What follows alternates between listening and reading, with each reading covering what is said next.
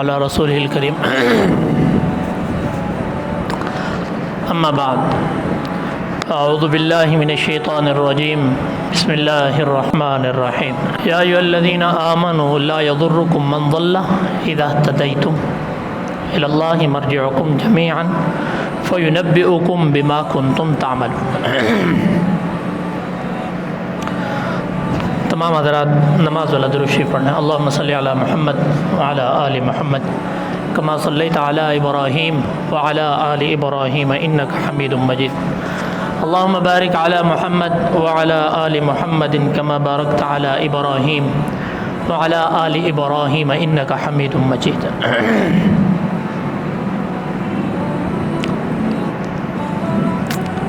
معزز سامعین کرام، ہم اس دنیاوی زندگی کی بھاگ دوڑ دھوپ میں اتنا آگے نکل جاتے ہیں کہ اس زندگی کا جو اصل مقصد ہے، جو اس زندگی کی منتہا ہے، ہم اس کو بھول جاتے ہیں۔ دنیا کے اندر بعض کام ایسے بھی ہیں جو ہمارے لیے جائز ہیں، جیسے کاروبار کرنا، اور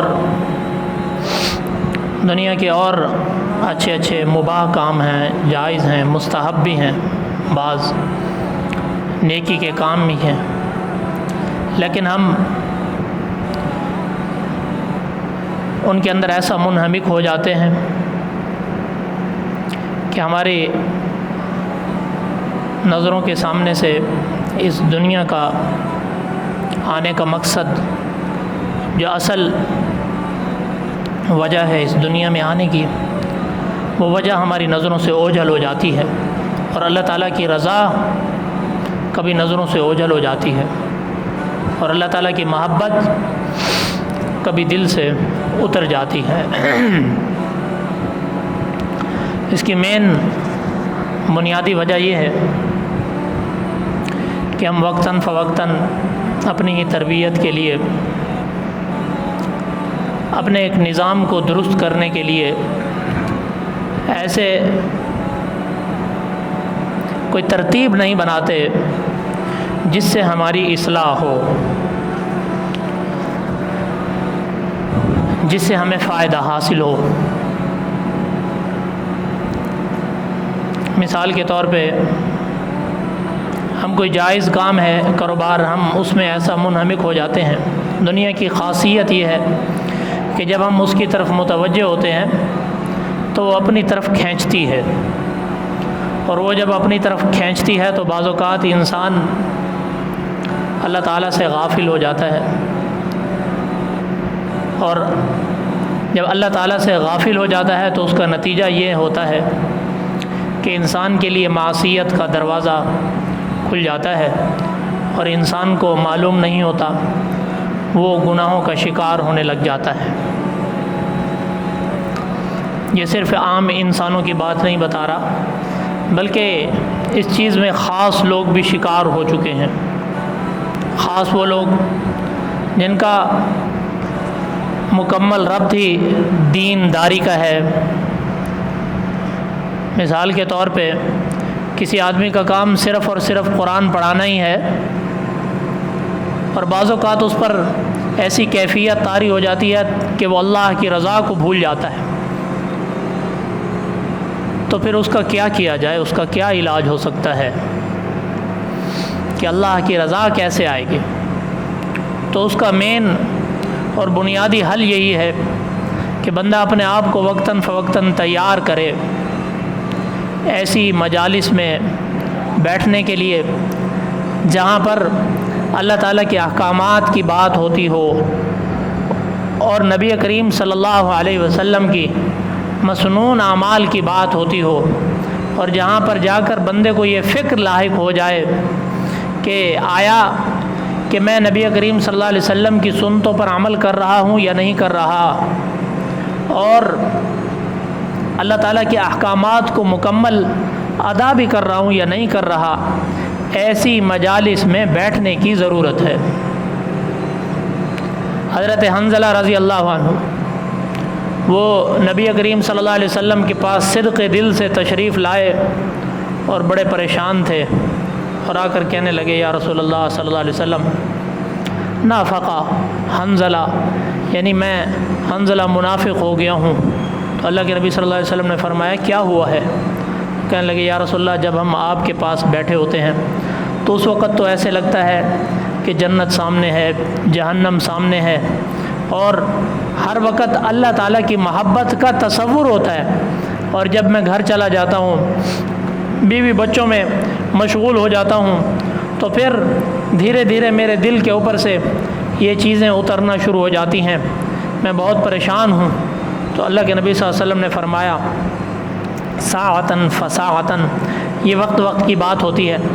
ان کی اس بات کا اصل مطلب یہ تھا کہ جب تمہارے اوپر یہ کیفیت طاری ہو جائے تو تم فوراً لوٹو اللہ تعالیٰ کی طرف، توبہ کی طرف، اور ایسے ماحول کی طرف لوٹو جہاں پر اللہ تعالیٰ کی بات ہوتی ہو، جہاں پر نبی کریم صلی اللہ علیہ وسلم کی سنتوں کی بات ہوتی ہو، جہاں پر آخرت کا استحضار ہوتا ہو، جہاں پر جنت کا تصور تمہارے دل و دماغ پر قائم ہو جاتا ہو، پھر تم اس ماحول کی طرف اپنے آپ کو لے کر جاؤ۔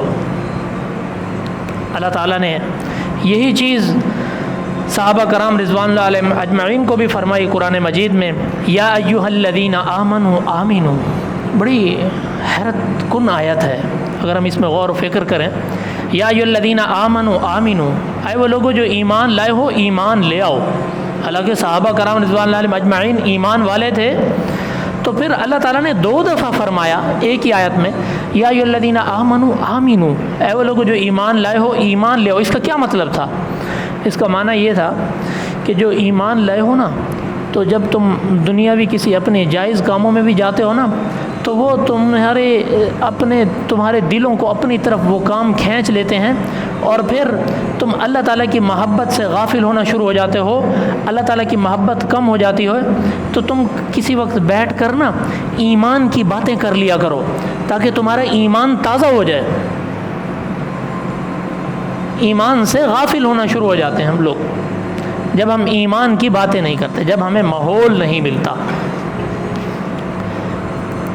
ابھی ہم باہر دیکھتے ہیں کہ ہماری بڑی دکانوں پہ فریج میں آئس کریم پڑی ہوتی ہے، تو آئس کریم چھوڑنے کے لیے نا ایک گاڑی آتی ہے جس میں فریج لگا ہوتا ہے اور اس میں کولنگ کا نظام ہوتا ہے، اور پھر اس کے اندر سے نکالتے ہیں اور فوراً آگے فریج میں رکھ دیتے ہیں۔ اور اگر اس کو اس کے اندر سے نہ نکالیں، ایسی گاڑی میں نہ لے آئیں جس کے اندر فریج ہو، تو پھر کیا ہوگا؟ وہ پگھل جائے گی۔ تو ہماری کیفیت بھی کچھ اسی طرح ہے کہ جب ہم ماحول کے ساتھ جڑتے رہتے ہیں تو ہمیں اللہ تعالیٰ کی محبت بھی دل کے اندر آتی رہتی ہے، اور پھر ہم معصیت سے بھی بچتے رہتے ہیں، گناہوں سے بھی بچتے رہتے ہیں، اور پھر نبی کریم صلی اللہ علیہ وسلم کی سنتوں کی فکر بھی شروع ہو جاتی ہے، اللہ تعالیٰ کے احکامات کی فکر بھی شروع ہو جاتی ہے۔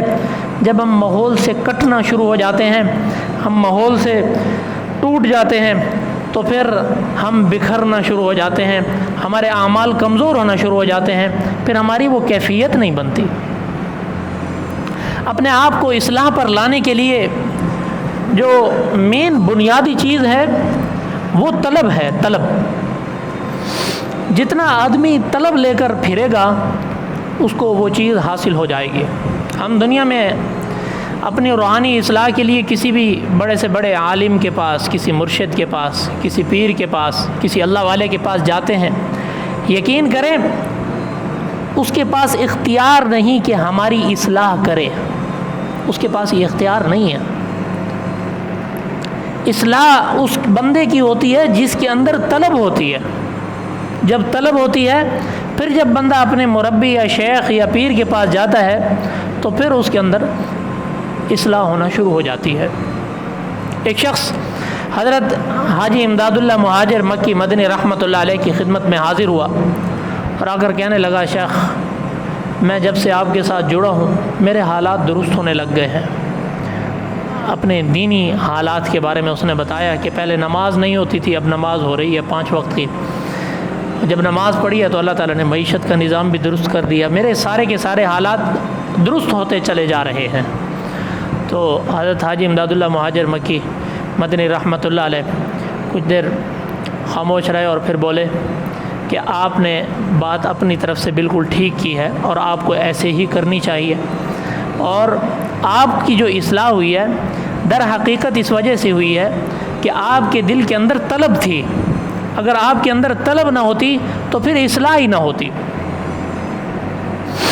جیسے پہلے زمانے میں آگ جلانی ہوتی تھی نا، تو جس گھر میں آگ جل رہی ہوتی تھی تو ہم سائے جاتے تھے ساتھ، بھئی تھوڑی سی آگ دے دو، ہم نے اپنی لکڑیوں کو سلگانا ہے، لکڑیوں کو جلانا ہے۔ ایک خاتون گئی ساتھ والے گھر میں اور جا کر کہا آج کل تو جدید دور ہے، ہم چولہے کا کان مروڑتے ہیں، چل بھائی آگ جل جاتی اور فوراً کھانا بھی بنا لیتے ہیں اور چیزیں گرم کر لیتے ہیں۔ پہلے اس طرح نہیں ہوتا تھا، بڑا مشکل کا دور تھا۔ تو وہ ساتھ والے گھر میں گئی تو کہا میں نے آگ سلگانی ہے، کوئی تھوڑی سی چنگاری ہو تو دے دو، جا کر میں آگ سلگا لوں۔ تو اس ساتھ والی عورت نے کہا کہ نہیں بھائی ہمارے پاس تو وہ آگ ختم ہو گئی ہے، سوا پڑی ہے۔ میں نے کہا چلو اگر آپ مجھے اجازت دیتی ہو تو میں اس کے اندر سے تلاش کر لوں۔ تو میں نے کہا کر لو۔ اس نے جب تلاش کرنا شروع کیا تو اس کے اندر سے تھوڑی سی چنگاری اس کو مل گئی اور وہ لے کر گئی، اس کا کام ہو گیا۔ تو شیخ فرماتے ہیں کہ جب تمہارے اندر طلب سچی تھی، اس وجہ سے اللہ تعالیٰ نے تمہارے اندر اعمال کی آگ بھڑک اٹھی۔ اگر تمہارے اندر طلب ہی جھوٹی ہوتی تو پھر اگر طلب کی چنگاری ہی نہ ہوتی تو پھر اعمال کی، نیک اعمال کی، اپنی اصلاح کی فکر یہ نہ ہوتی آپ کے اندر۔ اپنے اندر فکر ہونی چاہیے۔ دوسری چیز یہ ہے کہ ہم اپنی اصلاح خود بھی تو کر سکتے ہیں، گھروں میں بیٹھ کے اپنا کاروبار کر رہے ہیں، ہمیں پھر کہیں جانے کی ضرورت نہیں ہے، ہم خود بھی تو کر سکتے ہیں۔ ہم صرف طلب فکر لے کر پھرتے رہیں اور کسی طرح ہماری اصلاح ہو جائے، تو ایسا ناممکن تو نہیں ہے لیکن مشکل بہت ہے۔ ایسا دیکھنے میں بہت کم ملا ہے کہ جو طالبین کی مجلس میں جائے بغیر اس کی اصلاح ہو جائے۔ طالبین کی مجلس میں جانا بہت ضروری ہے۔ حضرت جب لوگ کسی اللہ والے کی مجلس میں جاتے ہیں، وہاں پر کچھ ایسے سچی طلب والے ہوتے ہیں، اللہ تعالیٰ سے محبت کرنے والے ہوتے ہیں، وہ جب اللہ تعالیٰ کے آگے دعائیں کر رہے ہوتے ہیں، ان کی سچی طلب کا انعقاد دوسروں کی طلب پر ہوتا ہے، اور ان کا جب انعقاد دوسروں کی طلب پر ہوتا ہے تو پھر یہ سلوک اور یہ ہدایت کا راستہ اور یہ منزل اس پر چلنا آسان ہو جاتا ہے۔ ایک آدمی خود اللہ تعالیٰ سے اکیلا بیٹھ کر دعا مانگتا ہے، پتہ نہیں اس کے اعمال کیسے ہوں۔ ایک یہ ہے کہ بندہ اللہ والوں کی مجلس میں جا کر، کثیر تعداد میں وہاں اللہ والے بیٹھے ہیں، وہاں جا کر اللہ تعالیٰ سے دعا مانگتا ہے، تو وہاں پر یہ کیفیت ہوتی ہے کہ کسی ایک اللہ والے کی دعا قبول ہو جائے تو اللہ تعالیٰ کی شان شیان یہ ہے، سخاوت یہ ہے کہ وہ ایک کی وجہ سے اللہ تعالیٰ سب پر نظر رحمت کر دیتے ہیں اور سب پر اپنی رحمت نچھاور کر دیتے ہیں۔ یہ ہوتا ہے وہاں پر۔ اللہ تعالیٰ اتنا بڑی سخی کریم ذات ہے، اللہ تعالیٰ سب پر کرم فرما دیتے ہیں۔ حضرت اپنی اصلاح کے لیے سب سے پہلا یہ ہے کہ بندے کو اپنی ہی اصلاح کی فکر کرنی چاہیے، دوسروں کی بجائے اپنی اصلاح کی فکر کرنی چاہیے۔ ہمیں دیکھنے میں آتا ہے کہ ماحول بنا ہوا ہے کہ چار آدمی بیٹھ جاتے ہیں اور بیٹھ کر بات شروع کر دیتے ہیں کہ فلاں نے ایسا کر دیا، ہمارا معاشرہ گناہوں کی طرف لگ گیا، ہمارے معاشرے کی اصلاح نہیں ہو رہی، ہمارے معاشرے کے لوگ سارے نوجوان نسل تباہ ہو رہی ہے۔ ایسی باتیں کرنے کی بجائے بندے کو اپنی اصلاح کی فکر کرنی چاہیے۔ بندے کو اپنے گریبان کے اندر منہ ڈالنا چاہیے اور دیکھنا چاہیے کہ میں خود اپنی کتنا دین پر عمل کر رہا ہوں، کون کون سے ایسے اعمال ہیں جن کے اوپر میں پابندی نہیں کر رہا، کون کون سے مسنون اعمال ہیں جن پر میں عمل نہیں کر رہا، کون سے اللہ تعالیٰ کے احکامات ہیں جن کو میں بجا نہیں لا رہا۔ تو بندے کو اپنی فکر کرنی چاہیے، بندے کو اپنی اصلاح کرنی چاہیے۔ مولانا حسن رحمۃ اللہ علیہ جامعہ اشرفیہ کے جو بانی تھے، بہت بڑے اللہ والے تھے، نیک آدمی تھے، بہت بڑے بزرگ گزرے ہیں۔ تو ان کے قریب جب کوئی جاتا تھا وہ بہت کم بولتے تھے، جب بولتے تھے تو جو سامعین تھے وہ کہتے تھے کہ ان کی ہر بات ایسے لگتا ہے کہ دل پر اثر کرتی ہے۔ تھوڑا بولتے تھے لیکن بہت اچھا بولتے تھے، اور چونکہ ان کے اعمال تھے جو ان کی اپنی زندگی کے، وہ لوگوں پر اثر کرتے تھے۔ تو مولانا حسن رحمۃ اللہ علیہ یہ مولانا اشرف علی حکیم الامت حضرت مولانا اشرف علی تھانوی رحمۃ اللہ علیہ کے اجل خلفاء میں سے تھے، سب سے پہلے خلیفہ یہی تھے مولانا حسن رحمۃ اللہ علیہ۔ تو مولانا اشرف علی تھانوی رحمۃ اللہ علیہ کے پاس بیعت اور سلوک اور منازل سارے انہوں نے وہاں پہ طے کیے۔ تو یہ اکثر نا جب جاتے تھے حضرت کی مجلس میں، وہاں پر سارے کے سارے طالبین بیٹھے ہوتے تھے، تو سارے اللہ کا ذکر سیکھنے کے لیے گئے ہوئے ہوتے تھے۔ تو وہاں پر جا کر جب بیٹھتے تھے تو یہ کہتے تھے کہ میری کیفیت ایسی ہوتی ہے کہ مجھے ایسے لگتا ہے کہ میں انسانوں کی مجلس میں ایک بیل چلا گیا ہوں، میرے تو اعمال اتنے کھوٹے ہیں، اور مجھے ایسے لگتا ہے کہ جیسے میں بیل ہوں۔ ان کے اس بات کے اندر کوئی تکلف نہیں ہوتا تھا، بلکہ وہ صدق کے دل سے کہتے تھے، چونکہ ان لوگوں کی نظر جو ہے دوسروں کے عیوبات پر نہیں تھی بلکہ اپنی ذات پر تھی۔ ان کی نظر تھی اپنے عیوبات پر، وہ اپنے اوپر نظر رکھتے تھے کہ اس وقت ہم سے کہاں غلط ہو رہا ہے، ہم سے کہاں کمی ہو رہی ہے، وہ ہر وقت اپنے اوپر نظر رکھتے تھے، لیکن ان کو دوسروں کی فکر نہیں پڑتی تھی۔ ایک آدمی اس کو سخت پیٹ میں مروڑ اٹھے اور درد شروع ہو جائے، اس کو کیا پرواہ کسی کے نزلے زکام کی اور کسی کی تھوڑی سی طبیعت خراب ہونے کی، اس کو کیا پرواہ؟ اس کو تو اپنے ہی پیٹ میں اتنا شدید درد ہو چکا ہے کہ اس کو فکر ہی نہیں کسی دوسرے کی۔ جب اپنی مکمل اصلاح ہو جائے پھر بندہ دوسروں کی فکر کرے۔ میں بتا رہا تھا کہ ماحول بن چکا ہے کہ اکٹھے بیٹھ کے ہم ایک دوسرے پر باتیں شروع کر کے وقت مکمل کر کے اٹھ جاتے ہیں۔ تو ہمیں چاہیے کہ ہم اپنی فکر کریں، اپنی اصلاح کی فکر کریں۔ تو وہ اس پریشانی کے عالم میں جو حضرت کے دوسرے اجل خلفاء تھے، خلیفہ تھے، حضرت مولانا خیر محمد جلندری رحمۃ اللہ علیہ بانی خیر المدارس ملتان، وہ ادھر گئے ہوئے تھے تھانہ بھون حضرت حکیم الامت مولانا اشرف علی تھانوی رحمۃ اللہ علیہ کی مجلس میں۔ حضرت نے اپنے خلفاء کو، جو اپنے متوسلین تھے، ان کو چھوٹے چھوٹے الگ الگ حجرے دیے ہوئے تھے، یہ حضرات جاتے تھے اپنے حجروں میں رہتے تھے۔ تو حضرت مولانا حسن رحمۃ اللہ علیہ گئے مولانا خیر محمد جلندری رحمۃ اللہ علیہ کے حجرے میں، اور جا کر کہا کہ یار میں تو بہت پریشان ہوں۔ اور میں کیا پریشانی ہے؟ اور میں کہ اس طرح کی میرے دل کے اوپر کیفیت ہے، جب حضرت کے پاس جاتا ہوں تو ایسے لگتا ہے کہ میں ایک اکیلا انسانوں کی مجلس میں ایک بیل چلا گیا ہوں، اور ایسے بیل تو وہ ہوتا ہے نا جس کو کوئی اس کو وہ جانور ہوتا ہے، اس کو کسی قسم کی پرواہ نہیں ہوتی، اور اس کو کسی کی کوئی فکر نہیں ہوتی، وہ ایک عام جانور ہوتا ہے، اس کا دل کرتا ہے، اس کے اندر عقل ہوتی نہیں ہے، جہاں دل کرتا ہے دیکھتا رہتا ہے، اور جب اس کا دل آتا ہے تو کسی کو زنگ مار دیتا ہے۔ تو وہ کہتے ہیں کہ میرے اندر ایسی کیفیت ہے، میں ایسے اپنے آپ کو جانور تصور کرتا ہوں کہ انسانوں کی مجلس میں جانور چلا گیا۔ تو حضرت مولانا خیر محمد جلندری رحمۃ اللہ علیہ نے فرمایا کہ بھائی بات ایسے ہے کہ آپ نے تو میرے دل کی بات کہہ دی، میری اپنی بھی ایسی کیفیت ہوتی ہے، جب میں حضرت کی مجلس میں جاتا ہوں تو ایسے لگتا ہے کہ میں ایک بیل ہوں، میں ایک جانور ہوں، آپ نے تو میرے دل کی بات کہہ دی۔ جب وہ دونوں اسی بات پہ اکٹھے ہو گئے تو بڑے پریشان ہوئے، تو حضرت تھانوی انہوں نے کہا ہم چلتے ہیں، حضرت تھانوی رحمۃ اللہ علیہ کے پاس چلتے ہیں، ان کو جا کر عرض کرتے ہیں۔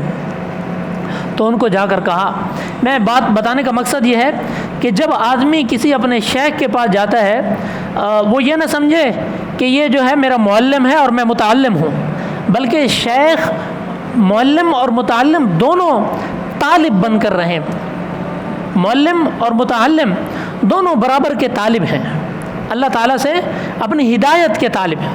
تو وہ گئے حضرت تھانوی رحمۃ اللہ علیہ کے پاس، تھانوی رحمۃ اللہ علیہ کچھ دیر خاموش رہے اور پھر فوراً سر اٹھایا اور فرمانے لگے کہ بھائی میری تو اپنی یہی حالت ہے، جب یہ سارے لوگ میرے پاس آ کر بیٹھتے ہیں تو میں ایسے میرے اوپر یہی کیفیت طاری ہے کہ یہ سارے نیکوکاروں کا مجمع ہے اور یہ انسانوں کا مجمع ہے، اور میں تو کوئی جانور ہوں، میری تو اپنی یہی کیفیت ہے۔ یہ چیز اس وقت انسان کو حاصل ہوتی ہے جب بندے کی اپنے عیوبات پر نظر ہو، کسی اور کے عیوبات پر نظر نہ ہو. یہ اس وقت بندے کے اندر کیفیت طاری ہوتی ہے. جب یہ کیفیت اس وقت بندے کو حاصل ہوتی ہے جب بندے کو اپنی 24 گھنٹے کی زندگی میں اپنی اصلاح کی فکر ہو جائے، تو پھر انسان کو یہ کیفیت طاری ہو جاتی ہے. اور جب یہ کیفیت طاری ہو جاتی ہے تو پھر انسان کا ایک دن آتا ہے وہ ہدایت یافتہ ہو جاتا ہے، ہدایت بھی حاصل کر لیتا ہے. تو حضرت تھانوی رحمۃ اللہ علیہ نے بھی یہی جواب دے دیا. تو بھئی بات ساری کی ساری آج کے بیان کا خلاصہ یہ ہے کہ کوئی آدمی اپنی اصلاح چاہتا ہے تو اپنی 24 گھنٹے کی زندگی میں صرف 20 منٹ نکالے اور اپنی زندگی کا جائزہ لے کہ میں کہاں پر اللہ کے نبی صلی اللہ علیہ وسلم کی سنتوں کو چھوڑ رہا ہوں، اللہ تعالیٰ کے احکامات کو چھوڑ رہا ہوں، اور کہاں پر میں اللہ تعالیٰ کی نافرمانی کر رہا ہوں. کیا میں فرض نماز کو تو نہیں چھوڑ رہا؟ کیا میں اپنی آنکھوں کے غلط استعمال تو نہیں کر رہا؟ کیا میں اللہ تعالیٰ کی نافرمانی تو نہیں کر رہا؟ اللہ کے نبی کی نافرمانی تو نہیں کر رہا؟ اگر بندہ اپنی 24 گھنٹے کی زندگی میں صرف 20 منٹ نکال لے، یہ اپنی اصلاح کی پہلی سیڑھی ہوگی. اور صرف اپنی زندگی پر غور فکر کرنا شروع کر دے کہ کہاں میں اللہ تعالیٰ کی نافرمانی کر رہا ہوں، تو انشاءاللہ ایک وقت آئے گا کہ انسان کی اصلاح ہو جائے گی. اللہ سے دعا ہے کہ اللہ تعالیٰ ہمیں سب کو ان باتوں پر عمل کرنے کی توفیق عطا فرمائے. وآخر دعوانا الحمد للہ رب العالمین. السلام علیکم. مولانا حسنین آفیشیل کو سبسکرائب کریں اور بیل آئیکن کو کلک کریں تاکہ ہر نئی ویڈیو کی نوٹیفیکیشن بآسانی آپ تک پہنچ سکے. جزاک اللہ.